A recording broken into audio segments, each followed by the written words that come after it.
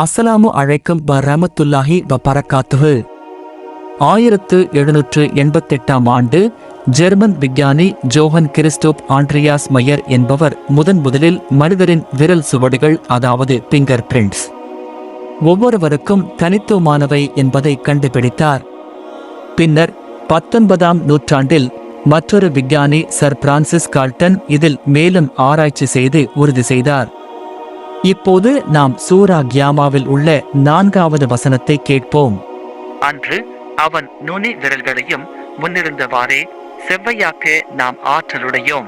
நம் விரல்கள் எப்படி தனித்துவமானவை, அதுபோலவே அல்லாஹ் ஒவ்வொருவரையும் அந்த தனித்துவத்துடன் மீண்டும் உருவாக்க முடியும் என்று அர்த்தம். இதை குரானில் 1400 ஆண்டுகளுக்கு முன்பு சொல்லி இருப்பது ஆச்சரியம்தானே.